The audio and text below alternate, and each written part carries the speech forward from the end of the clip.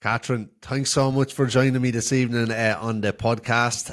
Yeah, really excited to have you on. I think anyone that's wrote 73 books is just, or over, I think it is now, it's just so impressive.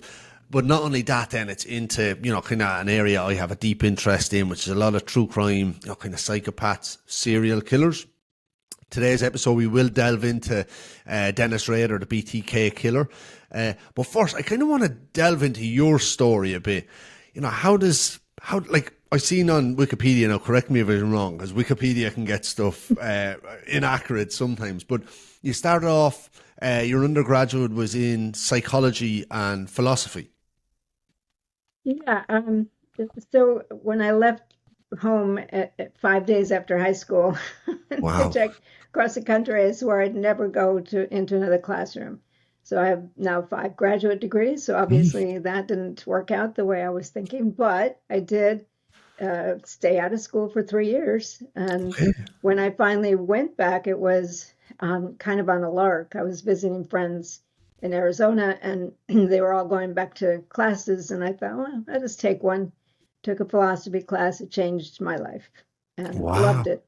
But then I actually majored in psychology with for almost a double major in psych and philosophy. I went into clinical. I got a master's in clinical psychology and then did some research and decided back to philosophy I go, and that was my PhD, but it was philosophy of psychology. So I'm keeping the two Ah, together wow. the whole time. And then Yeah.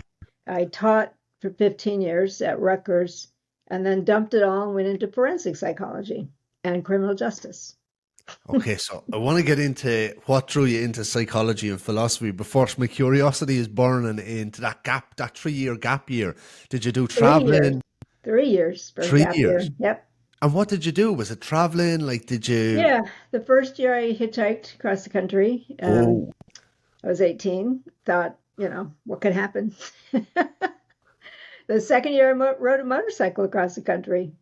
I'd find people here and there and settle for a little while and then move on. And went to Oregon, Wyoming, Colorado, and then down to Arizona to visit friends. And that's when I took the class, and that changed. Really, it was restructured my life toward education. definitely. And was this more of an adventurous streak, do you think, or a rebellious streak? I'm sure it was both Both. because Yeah. I actually did not like high school. Yeah. And I really wanted to travel. It was during the days when people were a lot freer, and there was no social media to scare us Mm. with everything and anything. It was adventurous. It was kind of the find yourself Yeah. era, and yeah, it was a lark. And also, I just did not want to live in Michigan. I wanted to see the West. I wanted to be out there, and I found people, wonderful people that gave me a hand or gave me places to stay. So I moved around a lot, but it was a quite educational experience. Yeah. And like a lot of people I know that, like I think some people they get pressured into jumping into college straight Yeah, away without like when they're 17, 18. No, yeah, who that's a knows what they want mistake to in my do at that opinion. age, you And know? as a professor, I would tell you I'd rather have those students go out and do something first and figure out what they want to do rather than just go from high school to college and hope somebody's going to help them figure it out. Yeah, because the attrition rates are really high then as well. They just Well, churn they out. don't really know why they're there. They don't have a sense of purpose or curiosity or momentum. They just sort of hoping somebody leads the way. And I would much rather have students with a little more maturity. Yeah, definitely. And so then to go into philosophy and psychology, like what drew you to that? Like, because I studied psychology as well, as I was mentioned off camera. It's just a fascinating, I think, education. But what drew you to it? So I was just walking around the gymnasium at Northern Arizona University with my friends as they were signing up for classes, and I saw the philosophy table, and I went over and talked to one of the professors, and I thought, well, I've heard of Socrates. That sounds like fun, and signed up. That's what drew me to philosophy, and then I loved it. I loved it. I had never had any background in it in high school, and then the psychology, again, no background in high school, but I don't really remember. It might have been an intro to psych class that made me want to really stick with the human mind or whatever. But I didn't know for sure any of that stuff. I just kept taking, and I took many more classes than I needed to graduate, many more. So Yeah. I was exploring a lot of areas, but psychology and philosophy, I think, really seemed suited to me. Yeah. Was there any like philosopher in particular? Like I always find myself drawn to Nietzsche more. There's something about Nietzsche's writings, and I know it is a bit nihilistic and can be, but I think he was a beautiful writer. Like in He Tussbrook was. I Zarathustra, it's agree. lovely. I read a lot of Nietzsche and but Kierkegaard, I'd say, Kierkegaard. because I really loved the intensity and Yeah. the poetry and the psychology of Kierkegaard. And I had two mentors in college who sort of were Kierkegaard and Wittgenstein. So, those were the ones I was exposed to the most. And they often would teach through literature. So we're reading fiction for philosophical reasons. And so Dostoevsky was another one. Yeah. Yeah. And what about same question, but with like in the psychology, like we have Freud or Rogers. Like, was there any particular Jung, I psychology? liked Jung, but I Yeah. didn't actually have any of that in my undergraduate. That was on my own. Yeah.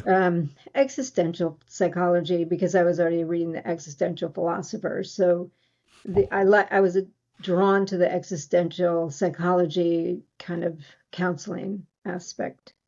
But I liked research too, and I ran the rat lab for a while. I named them all after philosophers. There's a little Aristotle rat going around. Yeah. Uh, It would be Ratistotle, but Aristotle there, that's it. That's a good one.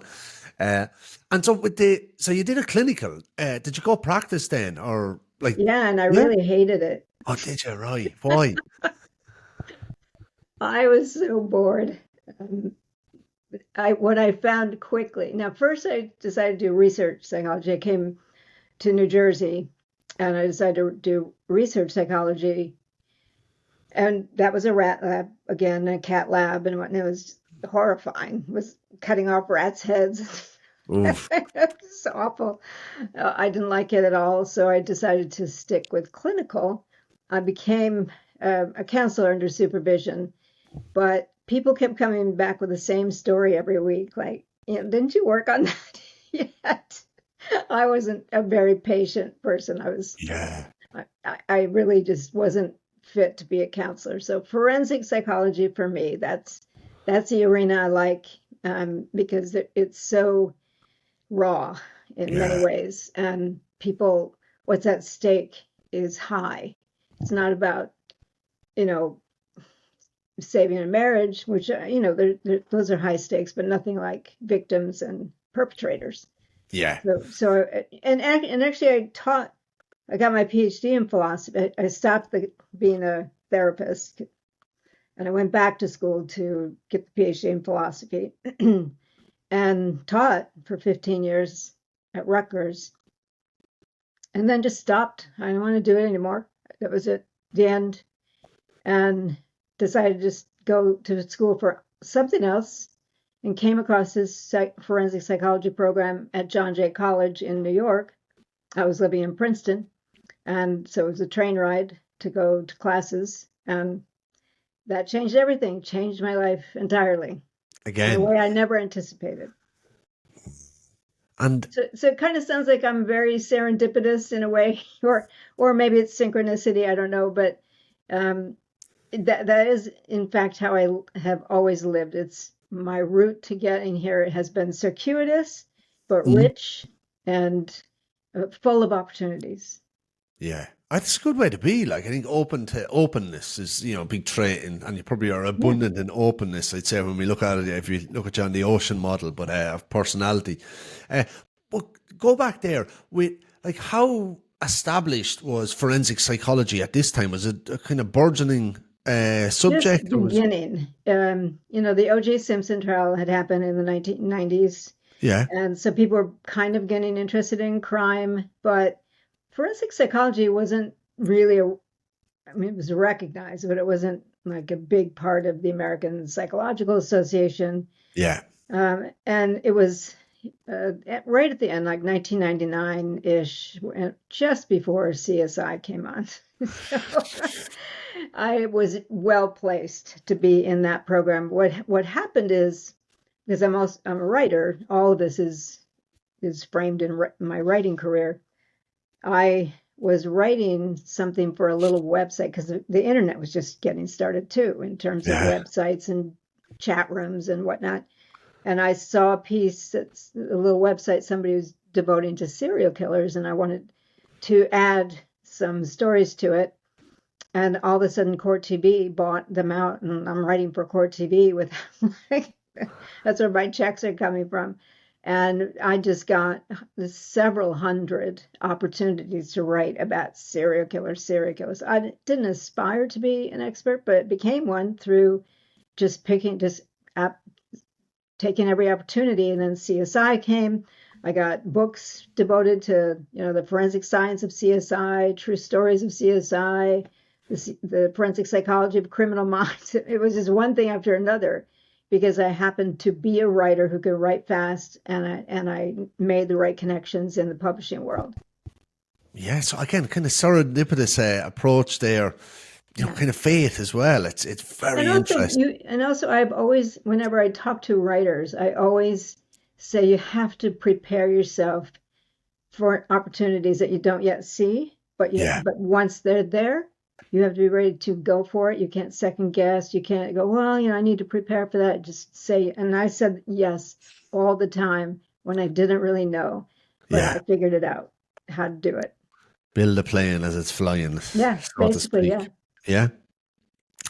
And question, because I think maybe some of the reader or listeners might have a question with this. Like when you look at criminal psychology, forensic psychology, what's the difference there? Well, criminology, I actually wrote a blog doing all the distinctions on this because I keep being called many different things. Not all of them nice, but within the professional world. So forensic psychology tends to be more about cases. It's very clinically oriented. If you say you're a forensic psychologist, typically what people will think you have a practice. You then consult for the courts, do assessments for the courts or the hospital system, something like that. I always say I'm a professor of forensic psychology because I don't want people to think I'm a licensed clinician, which I'm not. Yeah. I am a professor, so it's research more, but it's case specific for me. If you're a criminologist, it's more about trend analysis, and it's kind of Oh, situated within the field of sociology, much more so. So you're really looking at the broader thing about what are the criminogenic factors here, that like poverty and things like that. I'm not looking at that. I'm looking at the developmental angle on specific people. But now you have criminal psychology, which is bigger in England and the UK than it is in the United States, because we don't have a degree like that or jobs associated with that. But criminal psychology would be close to what I do. You are probably a researcher. You may be straddling the trends in case analysis, kind of combining them, and I will, though I yeah. prefer cases. So I tend to think I'm more in the field of psychology than criminology, but I do teach a graduate class on behavioral criminology, which is very specific to things like death investigation, suicidology, things like that. I'm not sure I'm making it any clearer for anybody. I Yeah, know no, the there is. distinctions, but I think it's easier for people to just group it all together than try to figure out what's distinct Yeah. about them. Yeah.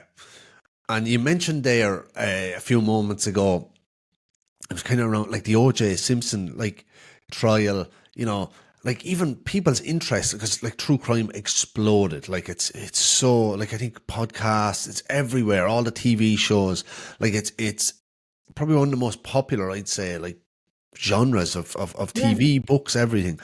But like before that, like before the OJ Simpson trial, because I'd never heard someone say that, and I just want to kind of go back to it. Like, was that one of the catalysts, do you think that? definitely was because people were Wow. watching it all day long. I mean, Right. glued to the screen, and then it became, the water cooler thing. Everybody's talking about it.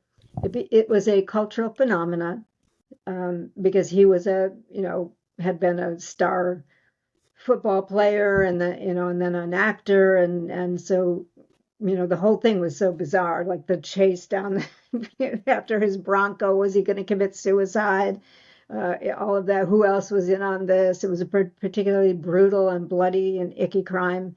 Mm. So just so much of it was, and then you had the array of characters coming in and out of the trial, like Cato, Galen, and some of these people.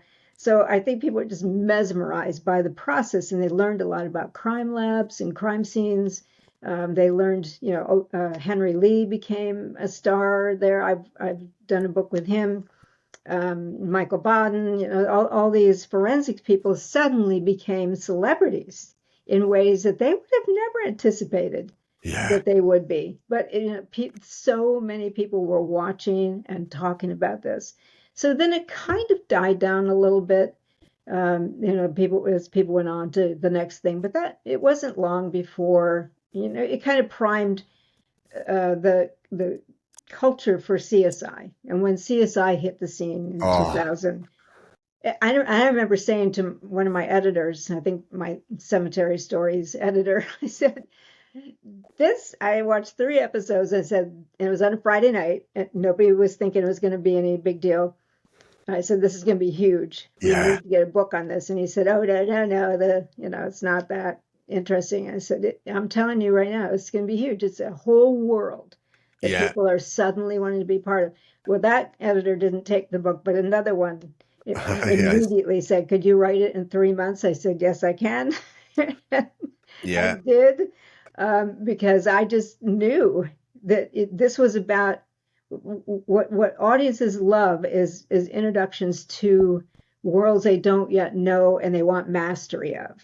Yeah. And suddenly you're in the crime lab and you're following them from one thing after another. It's not the detectives, it's the people who running the DNA and running the fiber analysis and doing the fingerprints and whatnot. And even though it wasn't that accurate Yeah. Because it was how it so actually glamorous. operated, it was giving people a sense of mastery in a world that was mystery. And Mm. it just was a big driver, and that really was the driving force for true crime.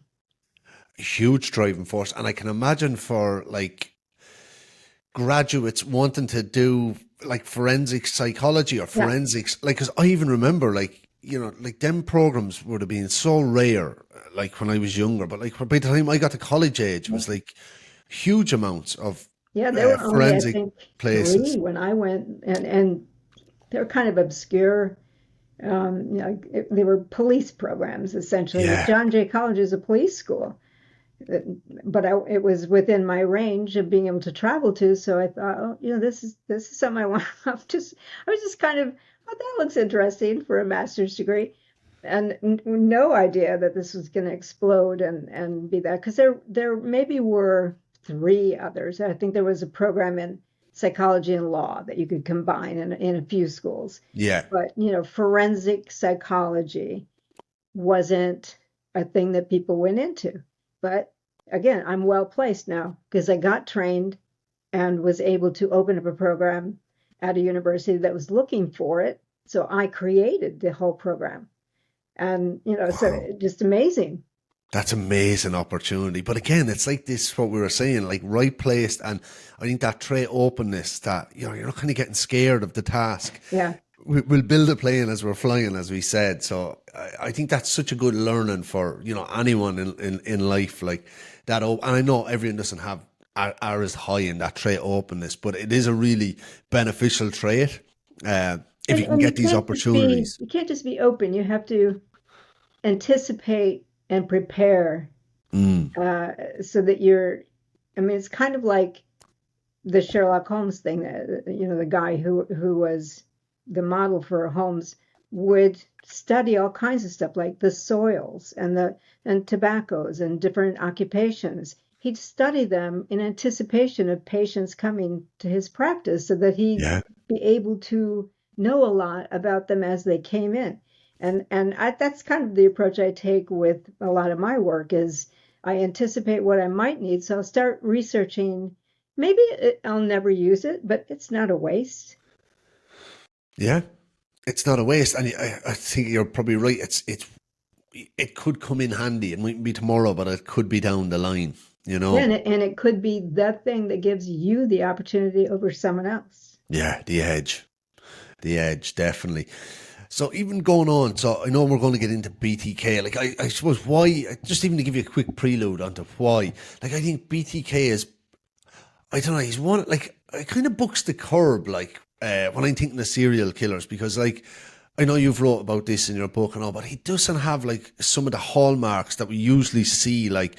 Where it's the abuse or it's like a bit of brain damage or some sort of CTE maybe. Don't usually Uh, see those, though. Those are from the 1990s. Those yeah, were the simplistic, that's the simplistic approach to to serial killers from yeah, some of the FBI profilers, and that was why I wanted to study Dennis Rader. Is he was an outlier, and I wanted an example to show we think we have the formulas and we don't. yeah, And we have to be careful about thinking we have the formulas. At this point, we have several thousand serial killers documented, and people think it's a criminal type when it's not. It's a description of a behavior. You've killed yeah. at least two people on two different occasions if you go with the FBI's, and maybe other people might say three or even four, but it's about their behavior. And there are multiple different motivations for it, and all different kinds of developmental trajectories. Sometimes it's head injury, sometimes it's abuse. Not always. They're not loners necessarily. Lots of them have had families, lots of them have had Mm. jobs. There are all different races. It's Intelligence. we tried to have these formulas because we feel safer with formulas, but Yes. that actually makes us less safe because you're anticipating that you have mastery of a subject you don't have mastery of, and that gives you tunnel vision. And a person who doesn't match that formula, who might be a killer, is going to completely escape your all of your safeguards. Definitely, and I think you wrote an article on Psychology Today. It was around psychopathy, but it's like why Yeah. it's the exact same thing with psychopathy. It's such a, Yes. a a wide spectrum. Like one of the most fascinating cases is like James Fallon, uh, Yeah. where like he picked up that last scan and it's like oh psychopathic brain and the neuroimaging and it was like oh it's mine and like but he was a pro social like functioning like wasn't Because it's not all about the brain. yeah. Yep. Yeah. And you make a really interesting point as well, where there's like primary psychopathy and there's secondary. Like I Yes. think, and to give a quick, like primary is pretty much you're born with it, like embryo psychopathy, and then the latter, the secondary psychopathy is more probably environmental influence. Yeah, and reactive, much more Yeah, so. It's there's your abuse and head injuries and whatnot.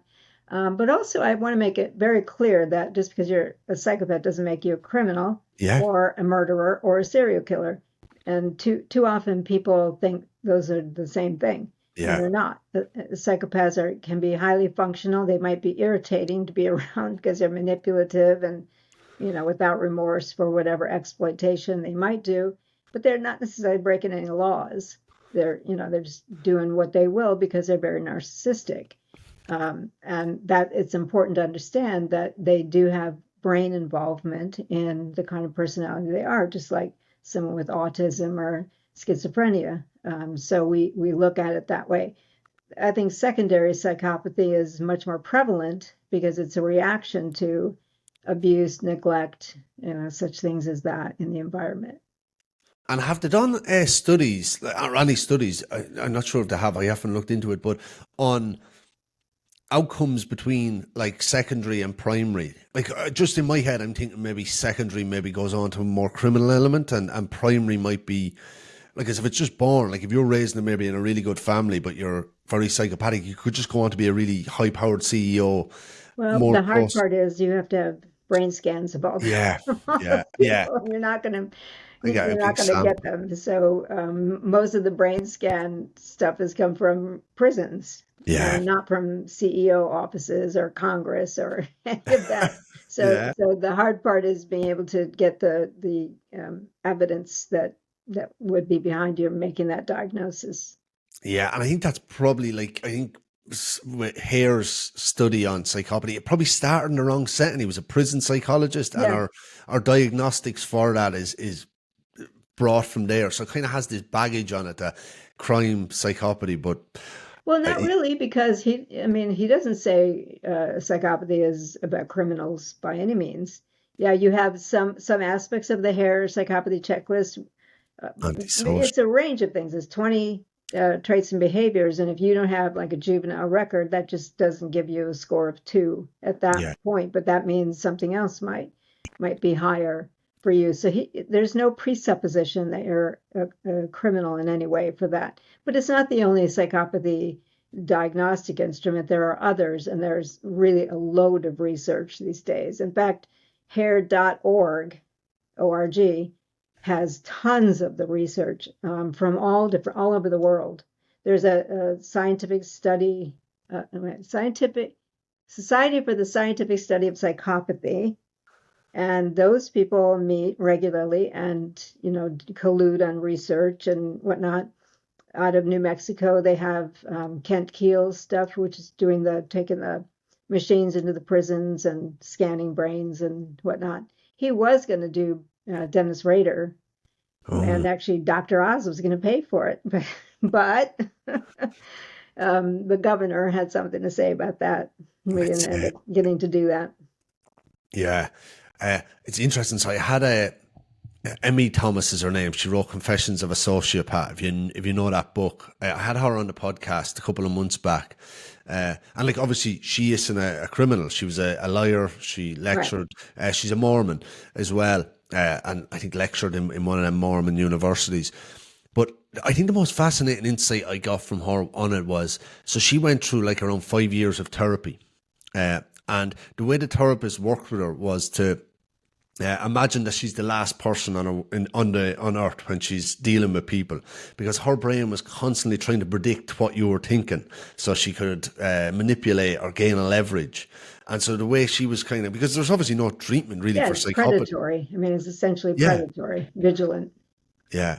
But with Rader, like, would you say he was a primary then, like psychopathy more, or would you Don't say know. we don't know? I don't. He had a couple, two, three head injuries. He was dropped on his head as a baby. His mother, I think, even if she was pregnant, fell off a horse, and he had a car accident where he Yeah, hit his head when he was a teenager. So, unless we really get in there and get some kind of brain analysis, it's not really possible to say. He didn't strike anybody in his childhood as being psychopathic, and anyway, he played well with others. He did a yeah. lot. So we don't know where it twisted and turned. I was able to do a lot of the behavioral analysis over the course of his development, but we never got any kind of neurological studies. And what did the behavioral analysis, like, what kind of maybe conclusions or ideas maybe could you get out of all that and all the correspondence you would have had with him writing the book? Yeah, well, so it took us 5 years, which Whoa. is the longest I've ever spent on a book. Yeah. Um, I looked at first what was his motivators. So his motivators were that he wanted to be famous, that he had a bondage fetish, and he had been humiliated by his mother and teachers.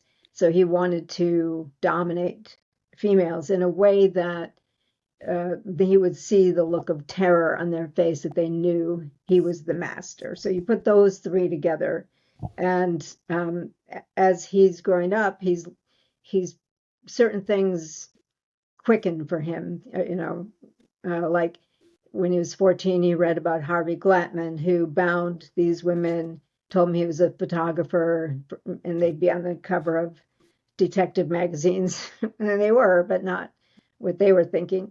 He'd bind them and tell them now he's going to kill them, and to capture the look of terror. Well, for Rader, the 14-year-old boy who already had a fetish with bondage, this look imprinted on him. He wanted that. He wanted to see that face, but he'd be the one saying I something see. to them. So that's at age 14. as he goes along, he sees a few others, like H.H. Holmes was another feature in one of the detective magazines.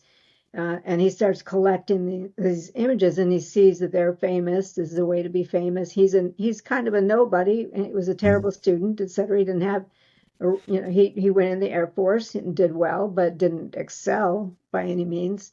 So how is he going to be somebody? How is he going to be famous? He's growing up now. He's coming into the 70s, and he's seeing the headlines about Bundy and Son of Sam, and Mm. he's beginning to sort of, these things are collecting as he's developing and becoming more and more of a sexual person.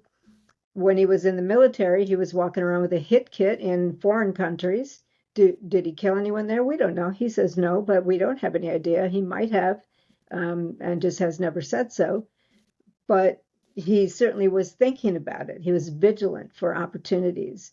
So these are all the things that are coming together as he's growing up, and then he gets married, and he gets a Yeah. really boring assembly job. A lot of time to fantasize, and so while he plays the good husband, going to church, having kids, he's also finding ways to get this other outlet going, especially when he's fired from a job that he really likes, which was interesting, was mechanical. And he's angry that he got laid off. So he starts breaking into houses. As he's successful, he starts thinking about stalking people, specific women in his fantasies. He's a mother daughter. That leads to the first incident where he kills a family of four and gets away with it. So it's a number of things coming together, braiding together in his life. He gets away with it, so he's able to pose as normal in all these various functions. He had a job, family, Yeah. education, went to college, um, and church. He rises through the ranks till he's president of the church congregation, and he's killing women in Wichita. Yeah. And like I think one of the more sordid aspects was when he was I think he was 8 years old, and on the farm he'd watch his, like I think he's seen his grandmother chopping off a chicken's head. No, as his father, and It was it wasn't on the farm. He did grow up on a couple of farms. His grandparent, both sets of grandparents had farms in one area of Kansas. When they moved to Wichita, his father raised chickens in the backyard. The DA made a lot more of that than that really was. okay. That was not salient in his memory. Okay, Um, so it was more of it was a more that he sensationalism. was hanging cats in the barn, and his grandmother wanted him to, 'cause they were feral cats, and she didn't like him.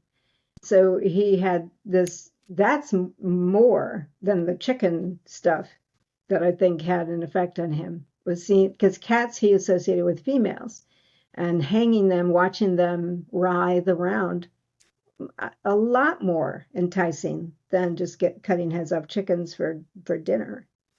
So the sensationalism there then is like, what's the, like, why would the, I suppose you maybe don't have the answer, but why would the DA do that then? Is to get more headlines on a case, or is it to No, try they paint no, them they're in a, trying to. So he did a plea deal. So yeah, there's not going to be any big splashy trial. yeah, So she wanted to make sure, and I know her, she's a friend of mine. yeah. Wanted to make sure that the sentencing, Ah, well, at the sentencing, they did 2 days of all the evidence and whatnot that they found. But at the plea, they made him say everything. And then she would take the things she found and told the story for the sentencing. And she, I'm sure if now she's read the book, I don't know that she would make as much of a big deal. But yeah, when you have a bunch of things you have to put together to tell a story to a jury or judge or whatever, you work with what you have. yeah, And by that time, really, she really had the stuff they collected, and also the interrogation tape. So, so you're depending on the little bits and pieces he's giving out. Whereas over the course of all the time I spent with them, I'm getting a lot fuller picture of it than yeah. she had. So I don't think it was about over sensationalizing something, just adding an element in Okay, there that she yeah. thought probably had an impact. And what do you think then with I think he was young at this stage as well, but his mother's wedding ring got caught on a sofa spring, and Yeah. I think the look of her and kind of like pseudo bonded anyway, maybe, or Well, caught she in a was look at helpless, her. and he had the power Yeah. because she's looking to him to go get Mm. help, and he's standing there going, "Oh, she needs me, and I'm the one in the power position." So that's very young, and it sticks with him enough where he tells it over and over and over. He doesn't tell the chicken story over and over. He tells that story. And so you Yeah. know that there's something there because to him it made it a big impression. Her face, and this is before he's read this magazine or anything, her face turned. This is a woman who has humiliated him, Yeah. and her face of helplessness where she's stuck and can't get out and can't do anything about it was charged for him. He's not yet a sexual person, Yeah. but it's it's getting to him, as well as a movie he saw with her that was The Wax Museum, a classic horror movie. When I watched it, I went, whoa.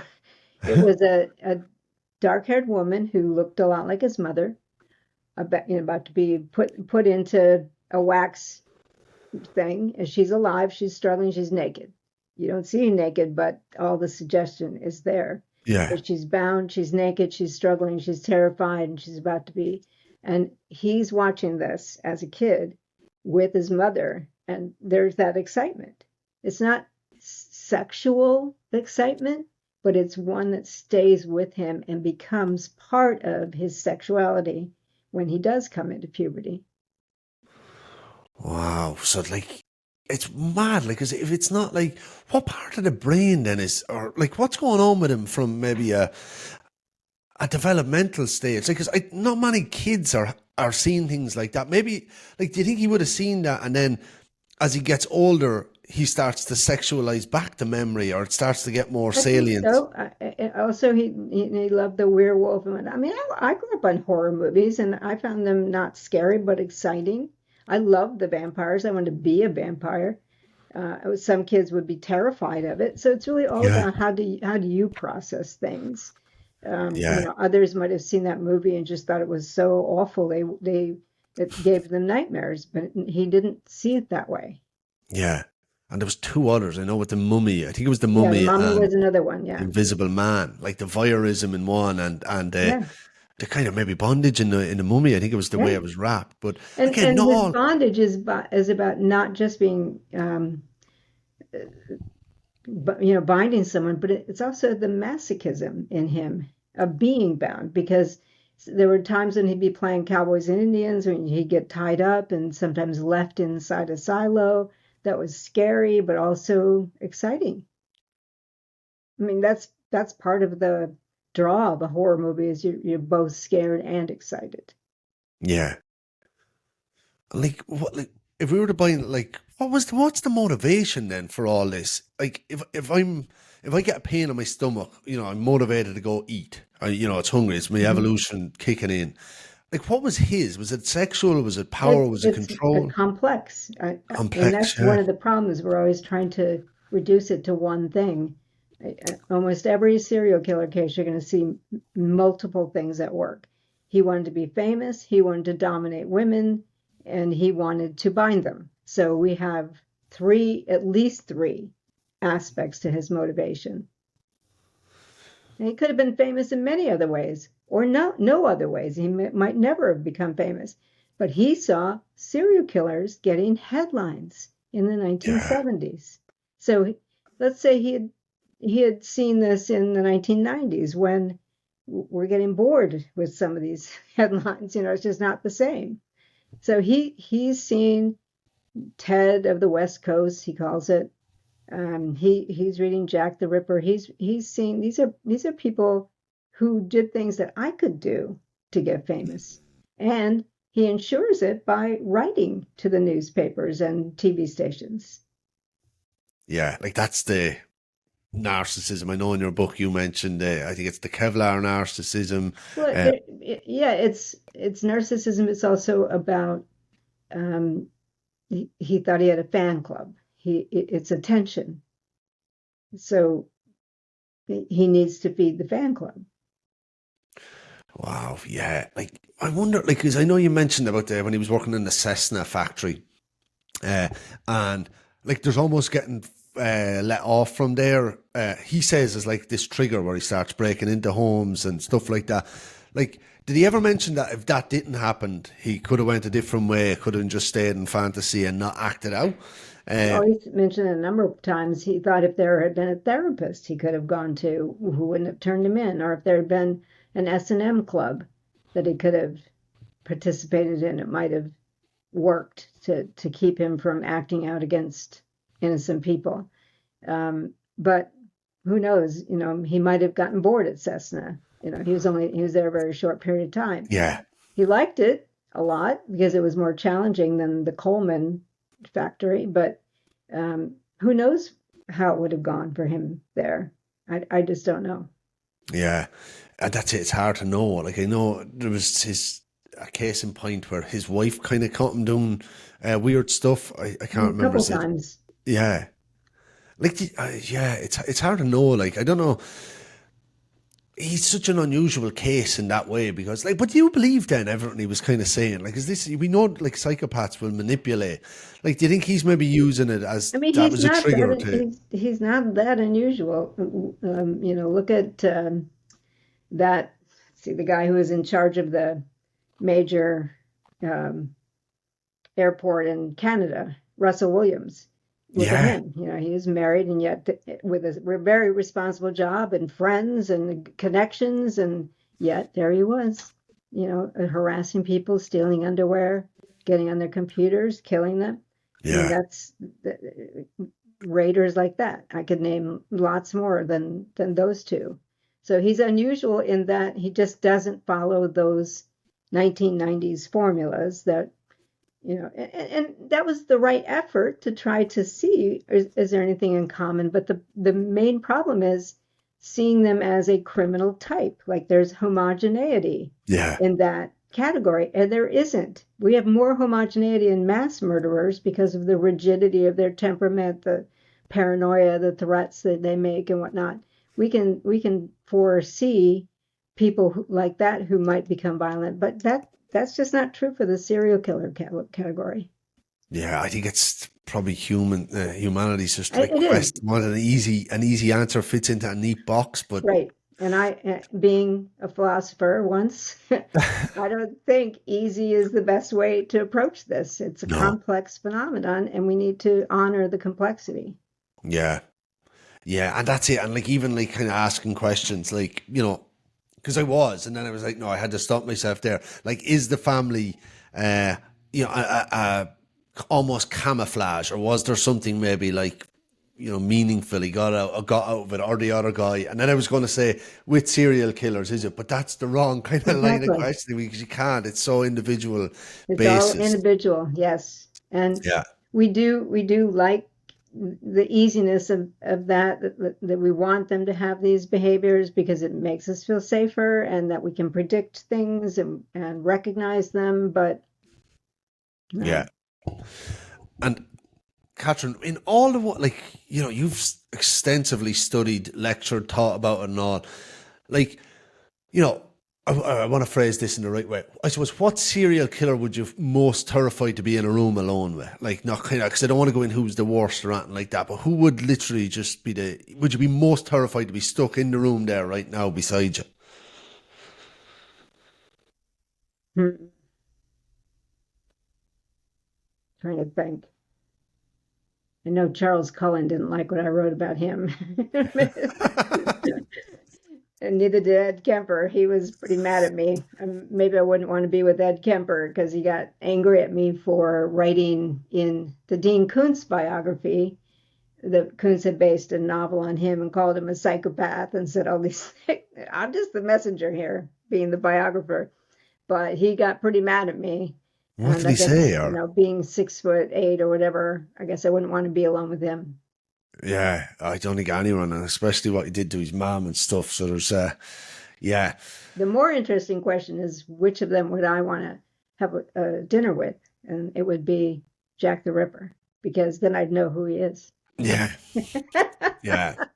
Yeah, because that's still like, and that one's very hard. Like for Zodiac, I've seen theories. I don't know. Like, has he been caught? Has he not? I don't know. You're kind of seeing like, Well, it depends on who you ask. You yeah, know, various groups believe they have the guy, but we have. I mean, there are people who say Dennis Rader is the Zodiac, and I say we have a bloody thumbprint, we have DNA on the stamps, we have things that we can use to say yes or no. Oh, there's reasons why. Oh, those don't really work. You know, we have stuff. You know, so yeah, um, I have yet to see that. It's the San Francisco police who would make the decision about whether the case is closed, and they haven't yet done so. yeah. And if you were at dinner with Jack the Ripper, what would your first question be? How old were you, and what did you do the first time you were humiliated? Yeah. And do you think it goes back to that? Because like there is a huge thing where humiliation is, because it, like, I think it could be it's probably one of our biggest fears, like public Yeah, and I speaking, think you it's know? the most understudied aspect of this kind of crime is many of them have episodes of humiliation they talk about, and yet it's not looked at as an influential factor, and I think it really is. Yeah. And then it's even how do you, like, 'cause it's, and even, I'm not sure if you watch Game of Thrones and stuff like that, but even that when the Queen, Cersei, I think it's her name, she has to walk and they're all like lobbing Yeah, tomatoes yeah, at her, yeah, shame, shame. yeah, yeah, Like that humiliation ritual almost yeah. was, And then if she's got a certain type of temperament, she's building a list. yeah. Well, look, But I mean, that's, I don't want to get into politics, but we have a particular leader who's now going to use the office as revenge. yeah. And that happens. Like that's the, like, look at, I think one of the biggest, well, I don't know, people argue with me whether he could be called a serial killer, but he kind of, it is almost, is Genghis Khan, who, like, I think wiped out 10% of the Yeah, population we because of it. don't call people in war Yeah. because it's such a different motivational spectrum that Yeah. otherwise we'd just, you know, be There'd be too overloaded with many. soldiers, and you know, so Yeah. we try to avoid that. But within those, I mean, like within organized crime, we also do have people that we would say are serial killers. So they used the organized crime frame to commit their crimes. Yeah. So here and there, you'll have them even within war. Yeah. So, but you have to make some distinctions, and we don't, especially leaders. Yeah. Yeah. And like with then just going to the organized crime one, like with Richard Kuklinski, because he gets bandied Yeah. sometimes as a hitman and a Well, serial that's killer. right. He used his hitman. In fact, he was a serial killer who stumbled into being a hitman as an opportunity, and so just continued, but got more sophisticated. So Yeah. he could do either one at any time, and he's one that saw it just simply as, okay, I'm already doing this, so I might as well get paid for it. Yeah. So he's one like that. Roy DeMeo is another one. So here and there, you'll find people who really cross over in both. I mean, Kuklinski wasn't doing it because someone told him to. He liked it and was fine to do it if somebody told him to, but he could initiate it too.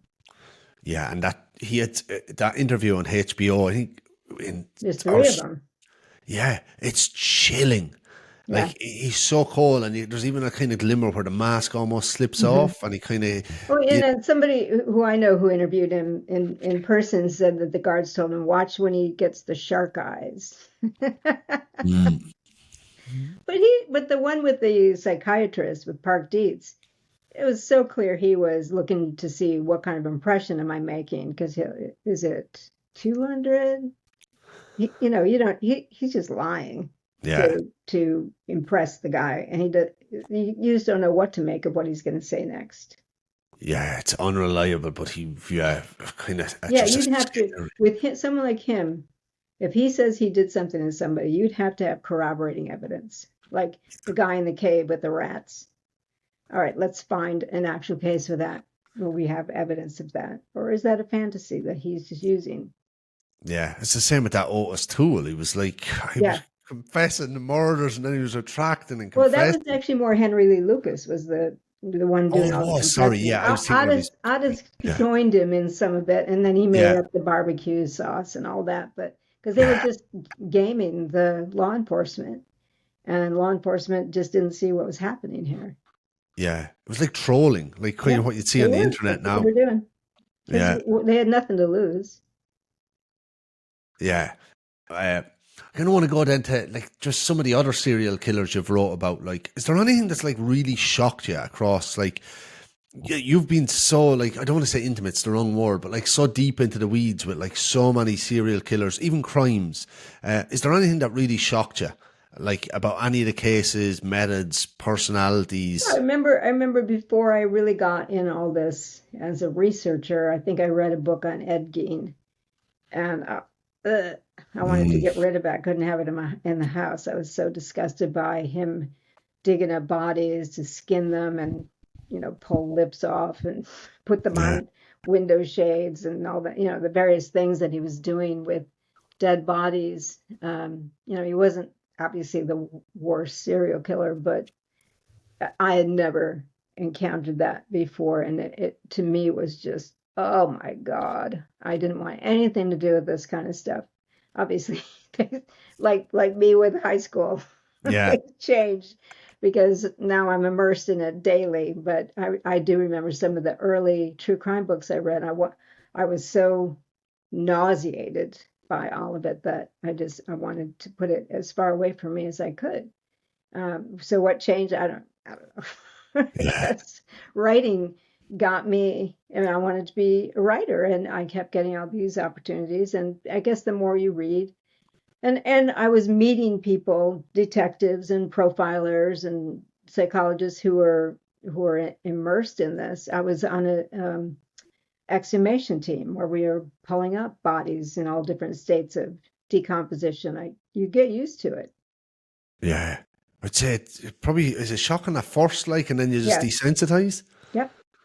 Yeah, I had a crime scene investigator actually on before, but she was like recounting like one first thing. Her first scene was like a decapitated head or a decapitation, Mhm. and whatever way like it was a very drunk person, and she can still to this day smell that like sweet Yes. alcohol Yes. smell that was in the room.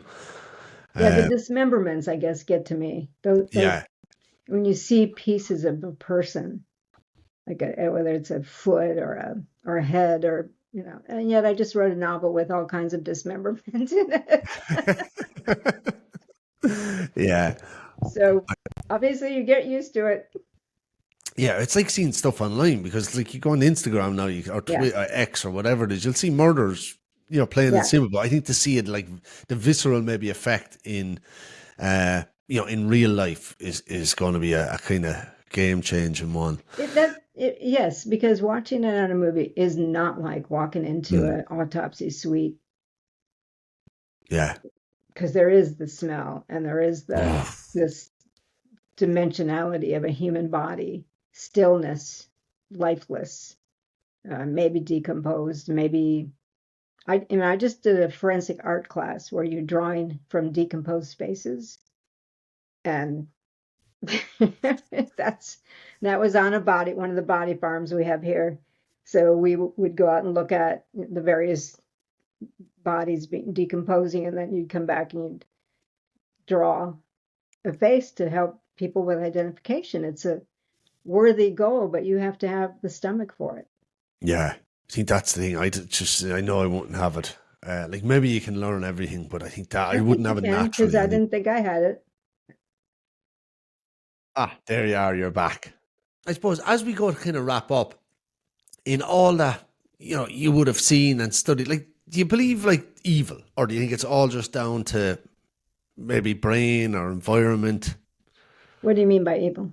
So like that, there's kind of this like, I suppose, supernatural force. Like you've had a book on kind of vampires. I know it's a bit different than ghosts, but like, do you believe there's this like, almost supernatural that it's beyond what we can explain with like maybe neuroscience and epigenetics, etc. So I don't use the word evil because I think there are too many religious Hmm. connotations that I don't want to get into with people. The vampire thing was the vampire community of like role Hmm. players who, had various degrees of belief in whether they were vampires or not. But it was just an interesting psychological study for me. I didn't see. evil necessarily in it. Yeah.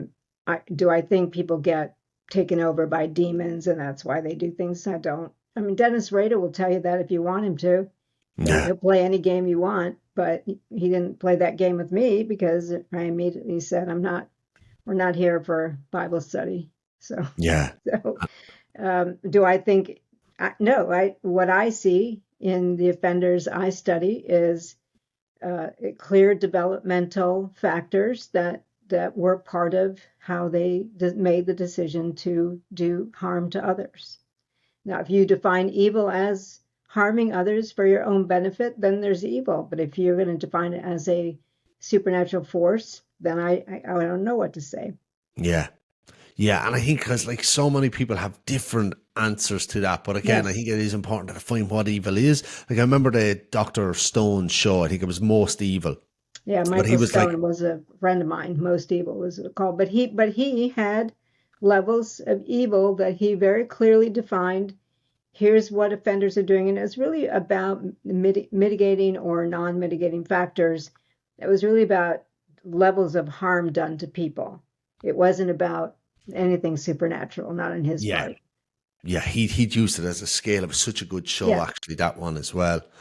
Uh, so, Catherine, before we go, I suppose anything you're working. I know a documentary has come out, but what's in the pipeline? What's your most recent projects? Where can people, find more of your books, etc.? Yeah, well, I'm actually on the fourth book of a crime fiction series Mm-hmm. featuring a forensic psychologist, a female forensic psychologist who runs an investigation agency. And I use features of many cases and people that I have actually worked with. I fictionalize them, but I use a lot of forensic methodology that many people have never heard of, like suicidology is one area, and that's what she is. So I'm actually on, that's about to come out next week. So Oh I'm wow. working on the proofs right now today, as you know, right after we talk. And then I have been working on the Serial Killer's Apprentice documentary, which just came out on HBO, and that was important because that was studying an accomplice to a Mm. serial killer. He's the only accomplice to kill the killer to end it. He's been in prison 52 years. Is it Dean Corll or no? Yeah, Dean Corll Yeah. was the person, the adult predator, and Elmer Wayne Henley Jr., Wayne, I call him, is the accomplice who agreed to talk with me. So we wrote a book. I wrote the book. We did like 100 hours of interviews for it, and then we did a documentary which just came out. Okay, well, definitely, I am going to have that on the weekend watch list. I will link. I will link your Amazon authors page where people can find. Again, there's a lot of books there, so everyone can find, I suppose, the book they want. But Catherine, look, thanks so much for coming on. Really enjoyed chatting to you. Again, I just think you're a bastion of such information, really interesting information. And I just, yeah, I feel I'm honored to have you on and to actually get to pick your brain. It's not often you get these opportunities. So thank you so much. Thanks for inviting me. And I love Ireland, by the way. Oh, brilliant. Well, if Yes. you're ever over again, I'll give you some really good places to go and Okay. check out. Excellent. Thank you. Cheers. Okay. Bye.